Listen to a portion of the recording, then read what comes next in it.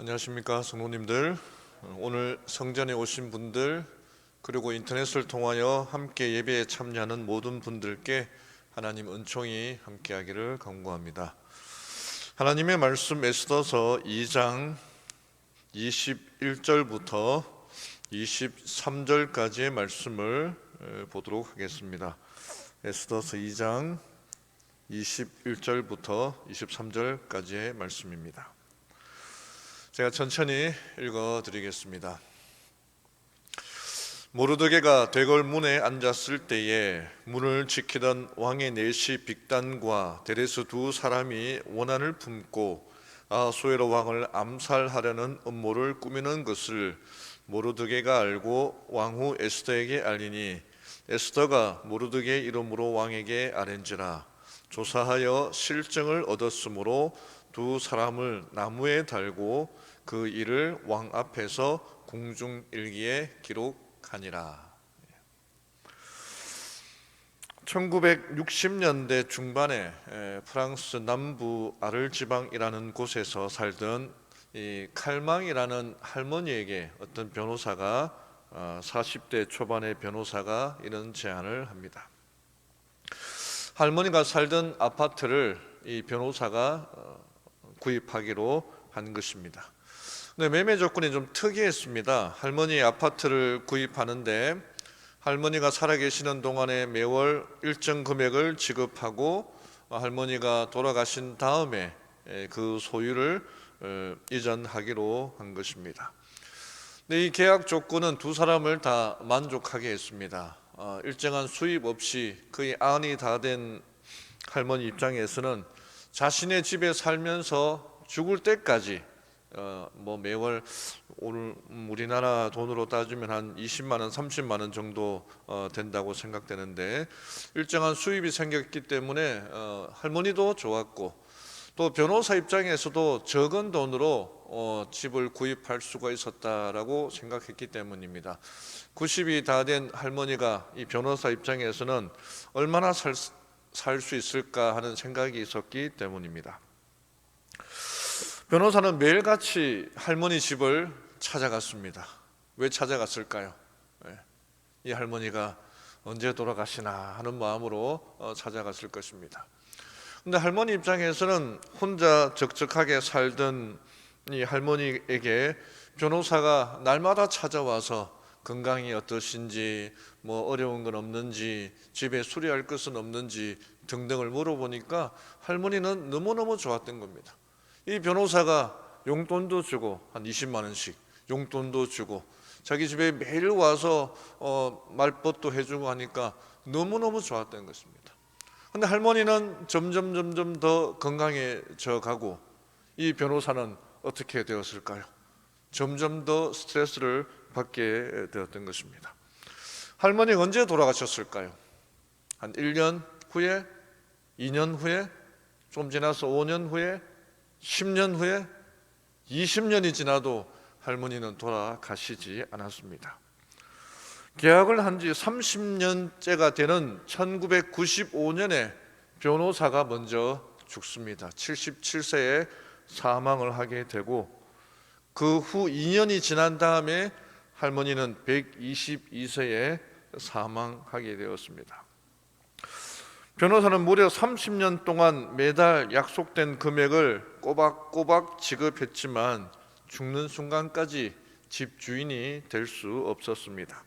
결국 계약은 변호사가 죽은 다음에 가족들이 승계받았고 그때까지 낸 돈이 당시 집값의 두 배가 넘었습니다. 이 할머니는 1997년 8월 4일 122세의 나이로 사망했는데 세계 최장수자로 기네스북에 등재되었습니다. 인간이 살면서 하는 많은 예측들은 불확실성을 동반합니다. 정확한 예측은 거의 불가능하다는 얘기입니다. 비록 사람이, 이게 성경 말씀에도 있습니다마는 사람이 마음으로 자기의 일을 계획할지라도 그 걸음을 인도하신 이는 하나님이시다. 그러므로 잠언 3장 5절 6절에 너는 마음을 다하여 여호와를 신뢰하고 내 명철을 의지하지 말라. 너는 범사에 그를 인정하라. 그리하면 내 길을 지도하시리라고 말씀하시는 것입니다. 우리의 인생의 일은 우리가 풀 수 없습니다. 우리의 인생은 하나님께서 풀어주셔야지만 가능한 것입니다. 오늘 본문의 말씀 에스더서 2장에 나오는 이야기를 통하여서 우리 인생을 풀어주실 분은 하나님이라는 사실을 좀 배워보고자 하는 마음으로 에스더서 2장에 있는 말씀으로 함께 은혜 나누기를 원합니다. 첫 번째로 우리가 배워야 할 진리는 인생은 내 마음대로 되지 않는다는 것입니다. 잘 아시는 본문의 말씀이죠. 제가 이 말씀을 준비하면서 보니까 지난주에 우리 신인철 목사님께서 이 본문을 놓고 말씀을 나누셨더라고요. 또 좀 중복되는 마음이 있지만은 그래도 또 다른 관점에서 한번 말씀을 좀 나누고자 하는 마음으로 다시 제가 좀 준비하게 되었습니다. 이 모르드게가 문지기로 있을 때에 놀라운 사건을 목격하게 됩니다. 당시 문을 지킨 왕의 내시 빅단과 데레스 두 사람이 왕에게 원한을 품고 화가 많이 났다고 되어 있는데 왕을 암살하려고 음모를 꾸미는 것을 알게 된 것입니다. 이 빅단과 데레스는 왕의 내시로서 정말 왕 근처에까지 침실까지 있었던, 가까이 접근할 수 있었던 권한과 신임을 받았던 사람이었습니다. 우리가 소설이나 이런 얘기들, 정치에 대한 얘기를 들어보면은 살벌한 관계 아닙니까? 이 권력을 누가 가지느냐, 이 권력은 자기 아들에게도 주지 않는다라고 하는데, 새로운 왕비의 간택으로 말미암아 에스더가 왕후가 되었으니까 그 간택과 함께 신흥 권력 집단이 등장했다면은 몰락하는 권력 집단도 있을 것입니다. 아마 이 빅단과 데레스가 그러한 몰락하는 권력층이 아니었을까 생각합니다. 그래서 자기의 어떤 권력을 다시 찾기 위하여서 왕을 암살하고자 하는 그런 음모를 꾸미게 되었는데, 마침 이 사실을 모르드게가 알고 에스더에게 알렸습니다. 그리고 그 이야기를 들은 에스더는 모르드게 이름으로 왕에게 보고했고, 왕은 그 사실을 조사하여 그 결과를 알게 되었습니다. 여기에 22절에 보면 참 아름다운 장면이 나옵니다. 모르드게는 에스더가 공을 세울 수 있도록 에스더에게 먼저 알렸고, 또 에스더는 모르드게가 공을 세울 수 있도록 모르드게 이름으로 왕에게 구했습니다. 서로가 서로를 도와주는 아주 아름다운 모습입니다. 그리고 23절에 조사하여 그 일이 드러났으므로 사람들이 그들 둘을 나무에 매달고 그 일을 왕 앞에서 연대기 책에 기록하니라. 조사할 결과 암살 계획이 밝혀졌고 두 사람은 나무에 달려 처형당했습니다.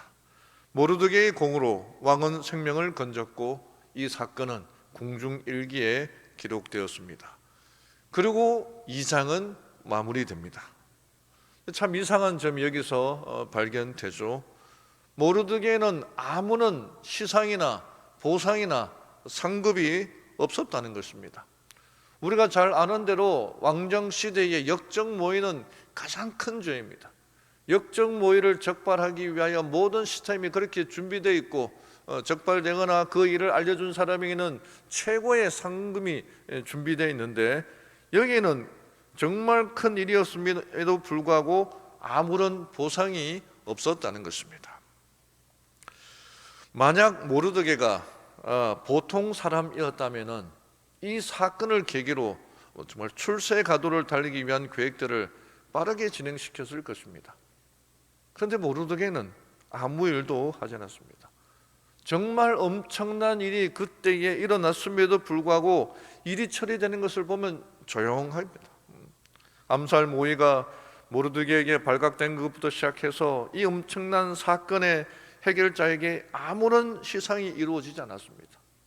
또한 에스더서 3장 1절에 보면은요, 그 역적 모의와 아무 관련이 없는 하만이라는 사람이, 오히려 아무런 공도 세우지 않았던 그 하만이 정말 최고의 지위를 오르는 장면을 보게 되는 것입니다.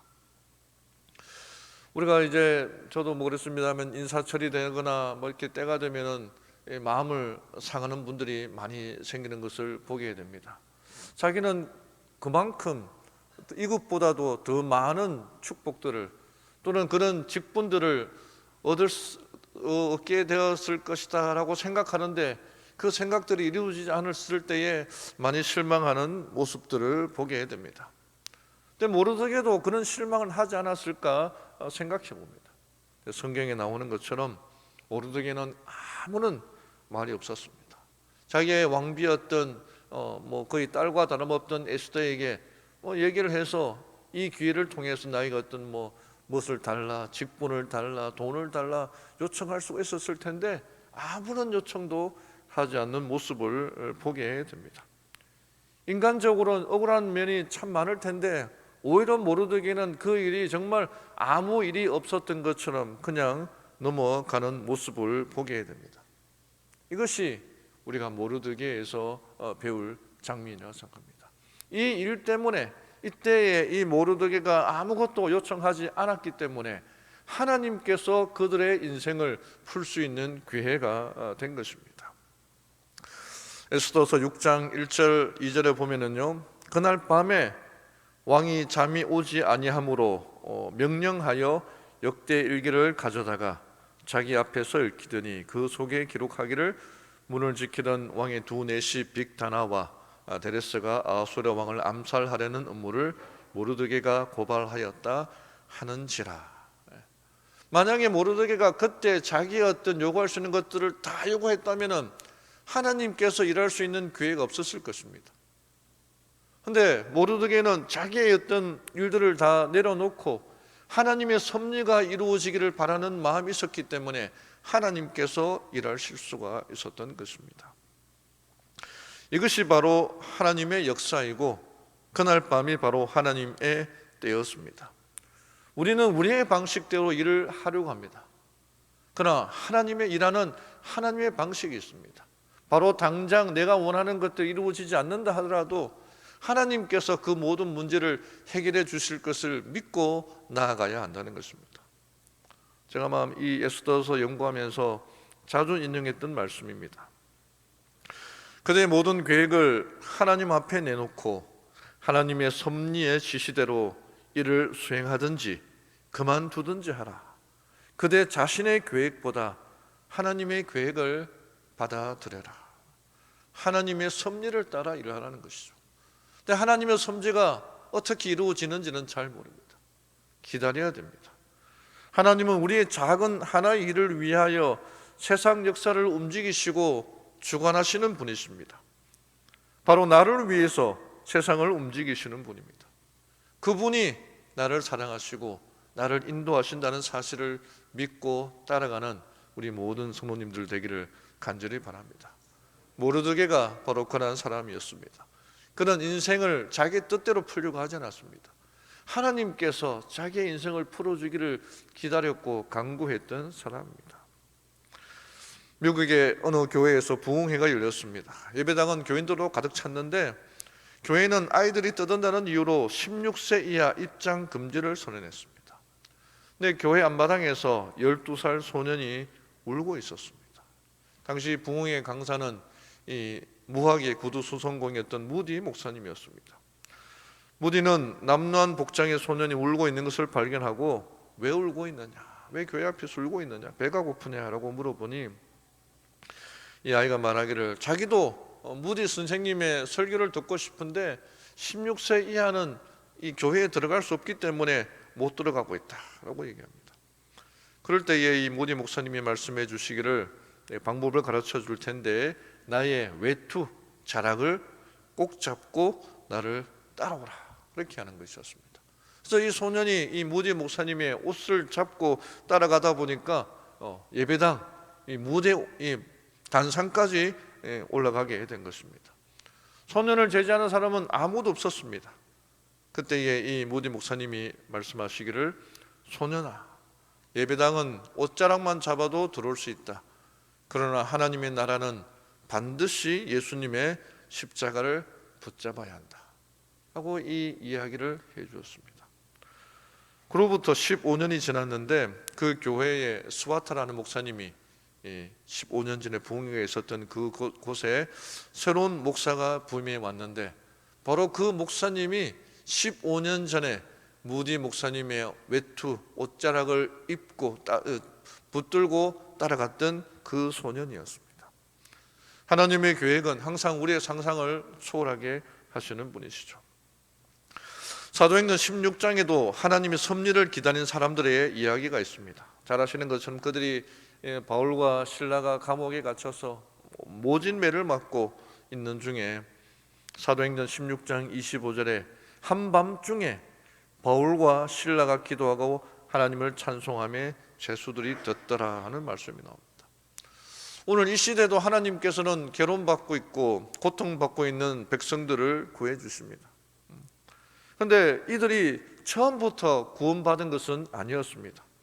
19절에 보면은 그들이 바울과 실라를 붙잡아 장터로 관리들에게 끌어갔다가 22절에 무리가 일제히 일어나 고발하니 23절에 그들이 많이 친 후에 24절에 간수가 그 발을 착고에 든든히 채웠더니, 근데 매를 맞고 감옥에 갇히기 전에 그들이 구원받은 것이 아니라, 구출된 것이 아니라 매도 맞고 감옥에 완전히 갇히고 한밤중이 돼서야 그들이 구원받는 모습들을 보게 됩니다. 하나님께서 더 일찍 개입할 수가 있었지만은 일찍 개입하지 아니하고 하나님도 때를 기다렸던 것입니다. 그 이유가 하나님은 바울과 실라를 사랑하시기 때문입니다. 지금도 우리 주님께서는 우리들을 사랑하시고 지켜보고 있습니다.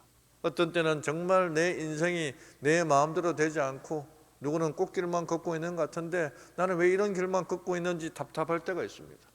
그때에 우리는 모르드기를 생각해야 됩니다. 그 모르드기가 2장 마지막 절에 있었던 그 사건을 참지를 못하고 자기 원하는 대로 다 요구했다면 에스더 6장에 나타난 하나님의 섭리를 경험해 보지 못했을 것입니다. 그러니까 2장 끝에서 그가 참고 기다렸기 때문에 하나님의 섭리를 경험할 수가 있었던 것입니다.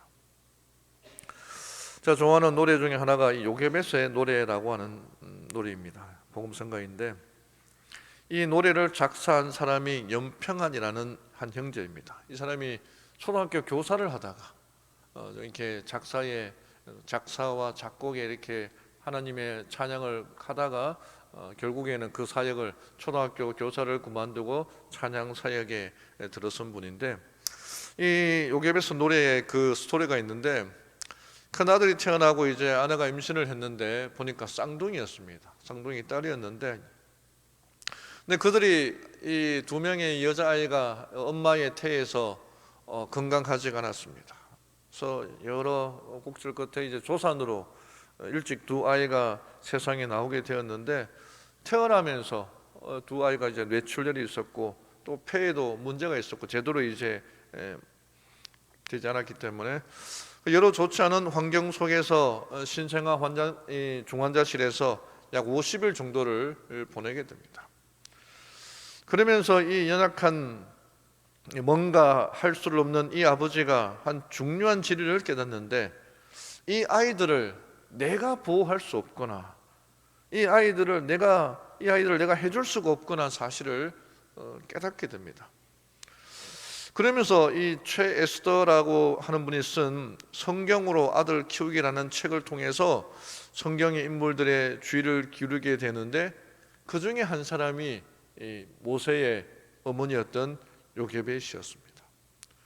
모세가 태어난 지 석 달이 지난 다음 석 달 동안 엄마 품에서 키웠지만 분노한 바로 왕 때문에 나일강에 갈대 상자를 만들어서 이 아들을 띄워 보내야 되는 엄마의 모습을 생각하면서 이 노래를 짓게 된 것입니다.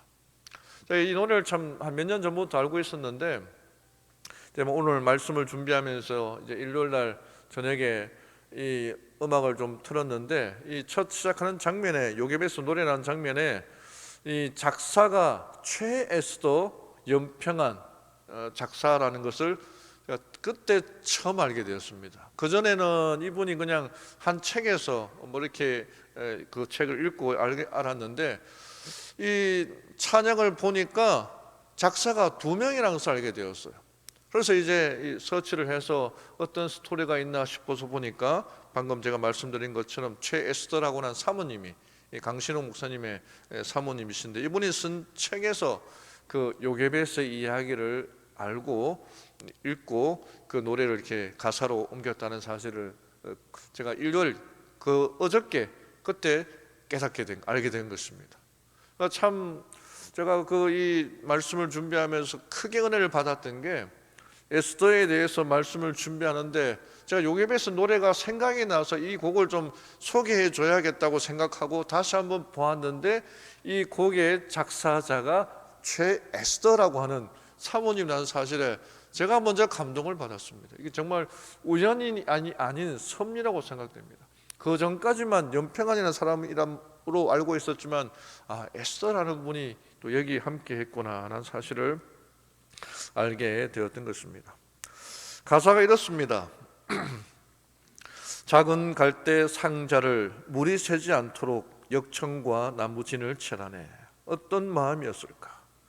그녀의 두 눈에 눈물이 흐르고 흘러 동그란 눈으로 엄마를 보고 있는 아이와 입을 맞추고 상자를 덮고 강가에 띄우며 간절히 기도했겠지. 정처 없이 강물에 흔들흔들 떠내려가는 그 상자를 보며 눈을 감아도 보이는 아이와 눈을 맞추며 주저앉아 눈물을 흘렸겠지. 너의 삶의 참 주인, 너의 참 부모이신 하나님, 그 손에 너의 삶을 맡긴다. 너의 삶의 참 주인, 너를 이끄시는 주 하나님, 그 손에 너의 삶을 드린다. 그가 널 구원하시리, 그가 널 이끄시리라. 그가 널 사용하시리, 그가 너를 인도하시리. 저도 이제 이 너뚱이 이제 한 3살, 한국 나이로 3살 된 아이를 키우면서 좀 이 요게벳의 심정을 좀 이해하게 되었습니다. 요게벳은 모세가 태어난 지 석 달이 되도록 그가 할 수 있는 일은 아무것도 없었어요. 뭐 힘이 있는 것도 아니라, 뭐 권세가 있는 것도 아니라, 그냥 나일강에 자기 아이를 띄워서 그냥 정처 없이 보낼 수밖에 없었던 그때에 자기가 뭔가를 하려고 했던 것이 아니라 하나님께 모든 것을 의탁했다는 것입니다. 제가 좀 개인적인 얘기를 좀 드리면은, 제가 특별한 하나님의 은혜로 아이를 이제 위탁받아서 키우고 있는데, 처음에 왔을 때 상태가 아주 좋지 않았습니다. 부모의 학대와 폭력으로 이렇게 생후 60일 된 때에 뇌출혈로 의식불명으로 응급실에 들어가게 되었고, 한 달 정도 중환자실에 있다가 퇴원하면서 바로 저희 집에 왔거든요. 그래서 아이를 데리고 이제 한 석 달에 한 번씩 병원에 가서 진료를 받아야 되는데, 첫 이제 아이를 데리고 7월 달에 우리 집에 왔었고 10월 달에 병원에 갔는데, 그 과가 이제 발달 재활의학과였습니다. 그러니까 그 아이와 관계되는 병원에 갔는데, 거기 가서 이제 대기하고 있는데 거기 오는 아이들을 보니까 다 이렇게 부족한 아이들이었어요. 제대로 걷지 못하고 뭐 이렇게 말도 제대로 하지 못한, 나이가 있음에도 불구하고. 그때 제가 참 마음에 가장 어두웠던 때가 그때가 아닌가 생각합니다. 그래서 이렇게 아이를 키우려고 하는데 그 아이의 미래가 거기서 보이는 거예요. 근데 제가 할 수 있는 일은 아무것도 없었고 하나님께 기도하는 것 외에는 없었지 않습니까?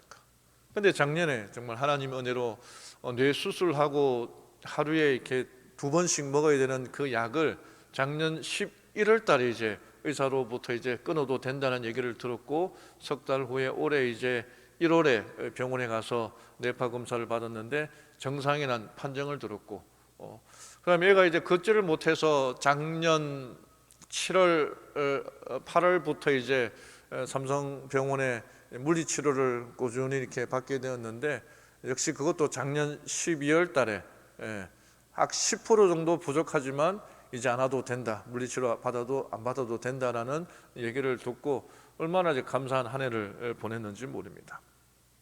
이 요게벳의 심정이 바로 그런 심정이라 생각됩니다. 우리가 할 수 있는 것은 아무것도 없지만 하나님께서 우리의 문제를 해결해 주신다는 것입니다. 잠깐 이 찬양을 좀 듣고 또 가사를 좀 보면서 말씀을 전하도록 하겠습니다.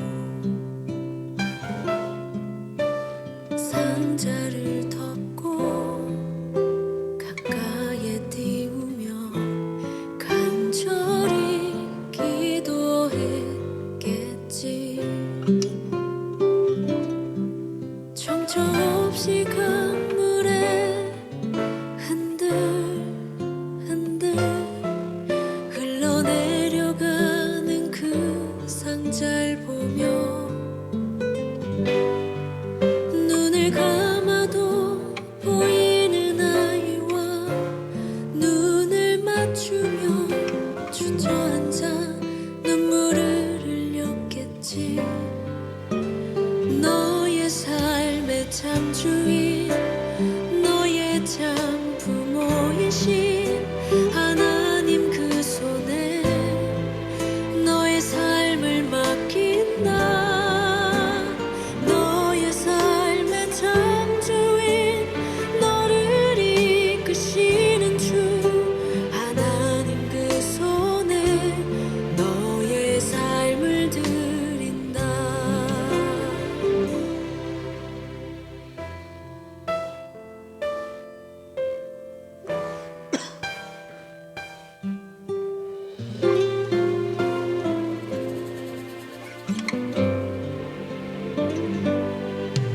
어떤 마음이었을까 그녀의 두 눈에 눈물이 흐르고 흘러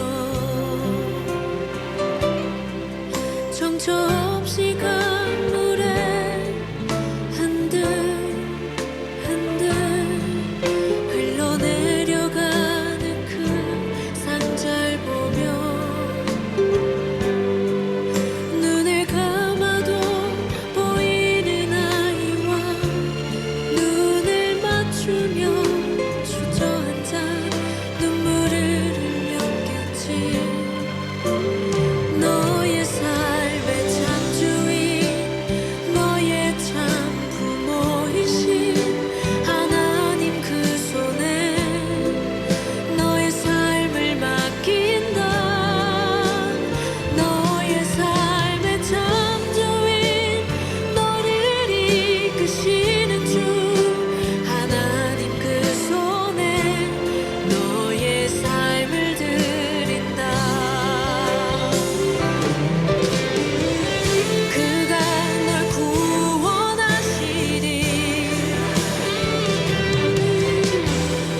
그가 널 이끄시리라. 그가 널 사용하시리. 그가 너를 인도하시리.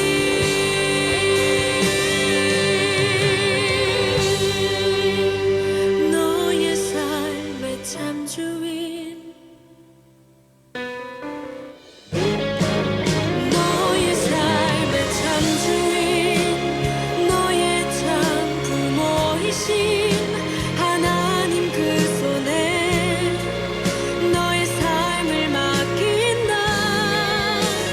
너의 삶의 참 주인, 너를 이끄시는 주 하나님 그 손에 너의 삶을 드린다. 너의 삶의 참 주인, 너의 참 부모이신 하나님 그 손에 너의 삶을 맡긴다. 너의 삶의 참 주인, 너를 이끄시는 주 하나님 그 손에 너의 삶을 드린다.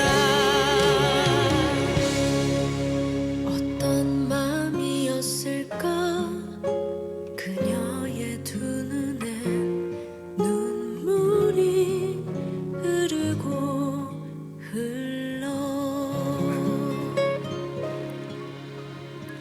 어린 모세를 향한 그 요게베스의 기도가 우리의 기도가 되기를 바랍니다. 이 기도의 결과로 이렇게 기록합니다. 어머니의 열렬한 기도가 그의 아들을 하나님의 보호에 의탁하게 되자 눈에 보이지 않는 천사들이 그의 비천한 휴식처 위를 날고 있었다. 3개월 된 어린 아들을 그냥 나일 강가에 띄우면서 할 수 있었던 것은 기도밖에 없었던 그 엄마에게 그 기도가 드려졌을 때에 하나님의 천사들이 여기에 있게 된 것입니다. 에스더의 이야기는 하나님이라는 이름이 나오지 않습니다. 모르드게의 이 에스더 2장 21절 23절에 나오는 얘기도 역시 하나님을 찾아볼 수 없었습니다. 그러나 모르드게는 하나님께서 함께 하심을 믿었기 때문에 모든 것을 의탁하고 의지할 수 있었던 것처럼 우리의 인생들을 내 마음대로 풀려가지 말고, 또 그의 인생들이 내 마음대로 되지 않는다고 낙심하지 말고 하나님께서 우리의 인생을 풀어주실 것을 믿으며 나아가는 우리 모든 대학교의 성도님들 되기를 바라며 말씀을 마치겠습니다. 기도하겠습니다.